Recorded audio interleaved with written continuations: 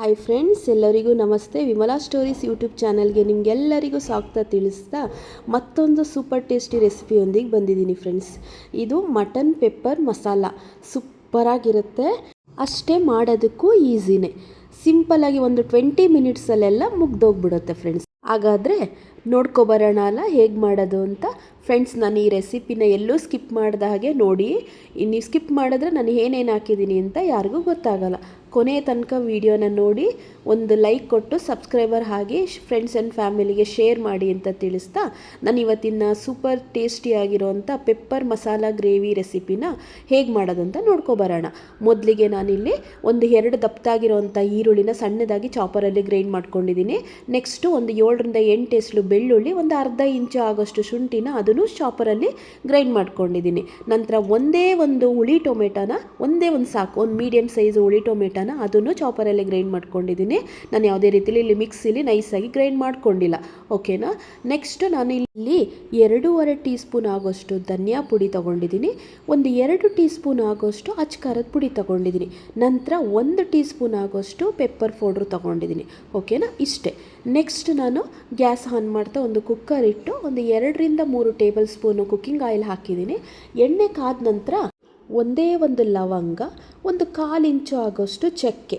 ಇಷ್ಟೇ. ನಾನಿಲ್ಲಿ ಯಾವುದೇ ರೀತಿಲಿ garam masala powder, mutton masala powder ಮತ್ತು ಮಸಾಲೆಗಾಗಲಿ ಯಾವುದೇ ರೀತಿಲಿ ಮಸಾಲೆ, ಗರಂ ಮಸಾಲೆ ಐಟಮ್ ಯಾವುದೇ ಹಾಕಿ ರುಬ್ಬಿಲ್ಲ ನಾನು. ಓಕೆನಾ. ಇಷ್ಟಿದ್ರೆ ಸಾಕು. ನಂತರ ಇಲ್ಲಿ ನಾನು ಏನಿದೆ ದಪ್ಪದಾಗಿ ಹಚ್ಕೊಂಡಿರೋ 2 ಈರುಳ್ಳಿ ಇದೆ ಅಲ್ಲ, ಸಣ್ಣದಾಗಿ ಕಟ್ ಮಾಡ್ಕೊಂಡಿರೋ ಚಾಪರಲ್ಲಿ ಅದನ್ನು ಹಾಕಿ ಒಂದೊಳ್ಳೆ ಫ್ರೈ ಮಾಡ್ಕೊಳ್ಳೋಣ.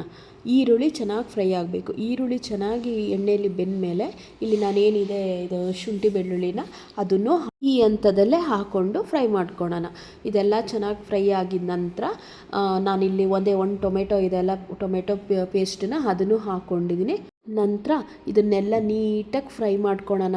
ಇದು ಏನಿದೆ ಎಣ್ಣೆಲೇ ಫ್ರೈ ಆಗಬೇಕು ಫ್ರೆಂಡ್ಸ್. ಇದು ನಾವು ಏನಿದೆ ಮಟನ್ ಪೆಪ್ಪರ್ ಮಸಾಲ, ನಾವು ಈ ಫ್ರೈ ಮಾಡೋದ್ರಲ್ಲೇ ಇರೋದು ಇದ್ರ ಟೇಸ್ಟು. ನಾವು ಹಂಗಂಗೆ ಎಲ್ಲ ಒಟ್ಟೊಟ್ಟಿಗೆ ಹಾಕ್ಬಿಟ್ಟು ಅರೆಬರೆ ಫ್ರೈ ಮಾಡೋದಂಗೆ ಅದು ಹಸಿ ವಾಸನೆ ಸ್ಮೆಲ್ಲು, ಮಸಾಲ ಸ್ಮೆಲ್ಲೇನು ಹೋಗ್ದಂಗೆ ಹಿಂಗೆ ಡೈರೆಕ್ಟಾಗಿ ಹಾಕ್ತೀವಿ ಅಂತ ಹೇಳಿದ್ರೆ ಇದು ಟೇಸ್ಟ್ ಬರೋದೇ ಇಲ್ಲ. ನಾವು ಎಷ್ಟು ಫ್ರೈ ಮಾಡಿದಷ್ಟು ಅಷ್ಟೇ ಸೂಪರಾಗಿ ಟೇಸ್ಟ್ ಬರುತ್ತೆ ಇದು. ನಂತರ ನಾವು ಟೊಮೆಟೊ ಹಾಕಿದ ನಂತರ ನಾನು ಫಸ್ಟ್ ಇಲ್ಲಿ 2.5 ಟೀ ಸ್ಪೂನ್ ಆಗೋಷ್ಟು ಧನಿಯಾ ಪುಡಿ ತೊಗೊಂಡಿದ್ದೀನಲ್ಲ ಅದನ್ನು ಹಾಕ್ತಾಯಿದ್ದೀನಿ. ಮತ್ತು ಒಂದು 2 ಟೀ ಸ್ಪೂನ್ ಆಗೋಷ್ಟು ಅಚ್ಕಾರದ ಪುಡಿನೂ ಹಾಕ್ಕೊತಾ ಇದ್ದೀನಿ. ಇದನ್ನೆಲ್ಲ ಹಾಕಿ ಒಂದೊಳ್ಳೆ ಮಿಕ್ಸ್ ಕೊಟ್ಟು ಇದ ನಂತರ ಇದಕ್ಕೆ ನಾನು 1/2 kg ಮಟನ್ ತೊಗೊಂಡಿದ್ನಲ್ಲ ಅದನ್ನು ಹಾಕ್ಕೊಂಡು ಚೆನ್ನಾಗಿ ಮಿಕ್ಸ್ ಮಾಡ್ಕೊಳ್ಳೋಣ. ಈ ಮಟನ್ಗೆ ಫಸ್ಟ್ ಇವಾಗ ನಾನು ಒಂದು ಅರ್ಧ ಟೇಬಲ್ ಸ್ಪೂನ್ ಆಗೋಷ್ಟು ಉಪ್ಪು ಹಾಕ್ಕೊಂಡಿದ್ದೀನಿ. ಮತ್ತು ಒಂದು 1/4 ಟೀ ಸ್ಪೂನ್ ಆಗೋಷ್ಟು ಅರಿಶಿನ ಪುಡಿ. ಇಷ್ಟೇ ಸಾಕು. ಇವಾಗ ಇದನ್ನೆಲ್ಲ ಹಾಕಿ ಒಂದೊಳ್ಳೆ ಮಿಕ್ಸ್ ಕೊಟ್ಟು ಒಂದು 7ರಿಂದ 8 ನಿಮಿಷ ಲಿಡ್ ಕ್ಲೋಸ್ ಮಾಡಿ ಬೇಯಲಿಕ್ಕೆ ಬಿಡೋಣ. ಹೈ ಫ್ಲೇಮಲ್ಲಿ ಮಾತ್ರ ಇಟ್ಕೋಬೇಡಿ, ಲೋ ಫ್ಲೇಮಲ್ಲೇ ಇರಿ. ನಂತರ ಒಂದು 8 ನಿಮಿಷ ಆದಮೇಲೆ ಲಿಡ್ ಓಪನ್ ಮಾಡ್ತಾ ಒಂದೊಳ್ಳೆ ಮಿಕ್ಸ್ ಕೊಡೋಣ. ಮಿಕ್ಸ್ ಕೊಟ್ಟ ಆದಮೇಲೆ ನಾವು ಇಲ್ಲೇನಿದೆ ಇದು ಗ್ರೈಂಡರಲ್ಲಿ ಟೊಮೆಟೊ ರುಬ್ಬಿದ್ವಲ್ಲ ಅದರದ್ದೆಲ್ಲ ನೀಟಾಗಿ ತೊಳ್ಕೊಂಡು ನೀರನ್ನ ಹಾಕ್ಕೊಳ್ಳೋಣ. ಮತ್ತು ಇನ್ನೊಂದು ಕಪ್ಪು ಎಕ್ಸ್ಟ್ರಾ ನೀರು ಹಾಕ್ಕೊಂಡು ಒಂದೊಳ್ಳೆ ಮಿಕ್ಸ್ ಕೊಡ್ತಾ ಒಂದು ಕುದಿ ಬರೋ ತನಕ ಬಿಡೋಣ. ಫ್ರೆಂಡ್ಸ್, ಇದು ಚೆನ್ನಾಗಿ ಕೊದಿಬೇಕಿದು. ಚೆನ್ನಾಗಿ ಕೊದ್ರೇ ಅದು ತುಂಬ ಟೇಸ್ಟಾಗಿ ಬರುತ್ತೆ. ನಾನು ಫಸ್ಟ್ ಹೇಳಿರೋ ರೀತಿಯಲ್ಲೇ ನಾವು ಯಾವ ಥರ ನಾವು ಚೆನ್ನಾಗಿ ಕೊದಿಸ್ತೀವಿ, ಚೆನ್ನಾಗಿ ಫ್ರೈ ಮಾಡ್ಕೊತೀವಿ, ಅಲ್ಲೇ ಇದು ಮಟನ್ ಮಸಾಲ ಪೆಪ್ಪರ್ ಮಸಾಲ ಗ್ರೇವಿದು ಟೇಸ್ಟ್ ಹೆಚ್ಚಾಗುತ್ತೆ. ಓಕೆನಾ. ನಂತರ ಒಂದು ಕುದಿ ಬಂದ ಮೇಲೆ ಮತ್ತೊಂದು ಸಲ ಮಿಕ್ಸ್ ಮಾಡ್ತಾ ಇದನ್ನು 4ರಿಂದ 5 ವಿಷಲ್ ತೊಗೊಳೋಣ. ಫ್ರೆಂಡ್ಸ್, ಇಲ್ಲಿ 4ರಿಂದ 5 ವಿಷಲ್ ತೊಗೋಬೇಕು. ಯಾಕಂತ ಹೇಳಿದ್ರೆ ನಾನು ಸ್ವಲ್ಪ ಬಲ್ತಿರೋ ಮಟನ್ ತೊಗೊಂಡಿರೋದ್ರಿಂದ 4ರಿಂದ 5. ನೀವು ಎಳೆ ಮಟನ್ ಆದರೆ ಒಂದು 3 ವಿಷಲ್ ಸಾಕಾಗುತ್ತೆ. ಓಕೆನಾ. ನಂತರ ಕುಕ್ಕರ್ ಲಿಡ್ ಓಪನ್ ಮಾಡಿದ್ಮೇಲೆ ಇವಾಗ ಗ್ಯಾಸ್ ಆನ್ ಮಾಡಿ ಹೈ ಫ್ಲೇಮಲ್ಲಿ ಇಟ್ಟು ಕೊತ್ತಂಬರಿ ನಾವೇನು ಸಣ್ಣದಾಗಿ ಹಚ್ಕೊಂಡಿದ್ದೀವಲ್ಲ ಕೊತ್ತಂಬರಿ ಸೊಪ್ಪು ಅದನ್ನು ಹಾಕಿ ನಂತರ 1 ಟೀ ಸ್ಪೂನ್ ಆಗೋಷ್ಟು ಪೆಪ್ಪರ್ ಪೌಡ್ರ್ ತೊಗೊಂಡಿದ್ದೆ ಅಲ್ಲ, ಸೊ ನಾನು ಫಸ್ಟಲ್ಲಿ ಎಲ್ಲೂ ಹಾಕಿಲ್ಲ, ಯಾವುದೇ ರೀತಿಲಿ ಆಯಿಲು ಫ್ರೈನೂ ಮಾಡಿಲ್ಲ ಪೆಪ್ಪರ್ ಪುಡಿನ. ಈ ಹಂತದಲ್ಲಿ ಪೆಪ್ಪರ್ ಪುಡಿನ ಹಾಕಿ ಜಾಸ್ತಿ ಫ್ಲೇಮ್ ಇಟ್ಟು ಒಂದು 5 ನಿಮಿಷ ಕುದಿಲಿಕ್ಕೆ ಬಿಡೋಣ.